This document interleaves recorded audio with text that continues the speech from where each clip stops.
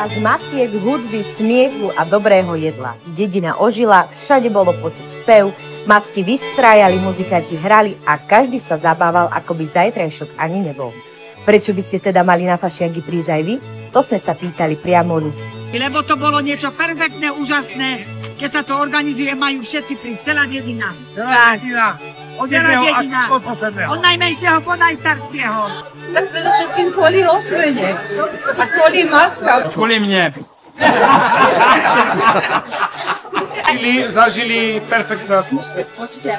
V dedine sme našli aj vešticu. A čo nám tá predpovedala? Čara života, samé penieži, joj, dobrego chlapa, no táto čara života, zdravičko. Fašiangy to nie je len zábava, ale aj tradícia. Gazdovia otvárali domy, ponúkali jedlo a dobrú slivovičku nech je celý rok štedrý a veselý. A keď už je reč o zábave, ako sa na čierňanských ostatkoch hralo zahraničným muzikantom?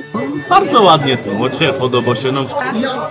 Na fašiangoch nechýbal ani folklórny súbor Ozvena, ktorý sem priniesol kus dedinskej tradície. Maska slameniaka bývala vypchatá vymlatenou slámou a slameniak vytancoval každú gazdinu a dal jej kúsok z tohoto porviesla, ktoré gazdina dala do hniezda kurám, aby jej len tam vajcia nosili a niekade tade po záhrade. A prinášal prosperitu, lebo bol vypchaný slamou, čiže zabezpečoval ďalšiu úrodu ovsa, pšenice, žita a ďalšie komodity.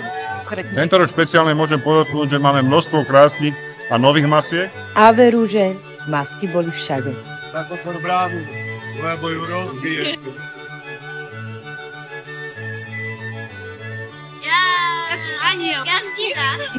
Pani noc. Pre obec Čierne sú fašiangy viac než len zábava. Svoje o tom vie aj pán starosta. No tak ja verím to, že je to jedna z takých najvýznamnejších udalostí z takého folklórneho roku na dedine, kedy vlastne po tých zábavách a oslavách príde obdobie pôstu a my sa snažíme na konci fašiangov oslaviť celou dedinou s prievodom masiek a tými folklórnymi vystúpeniami tento tradičný deň, kedy naozaj pred Popolcovou stredou sa tieto akcie bežne v dedinách konajú a verím, že konať budú. Pred pochovaním basy zábava vrcholila. Hudba hrala naplno, ľudia spievali a tancovali, aby si naposledy užili veselicu pred pôstom.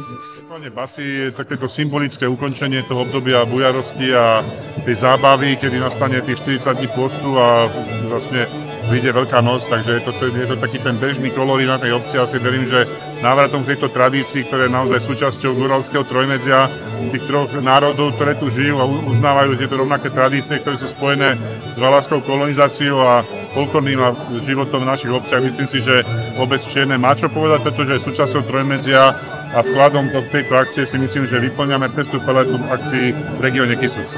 Nakoniec prišlo symbolické rozlúčenie s veselosťou.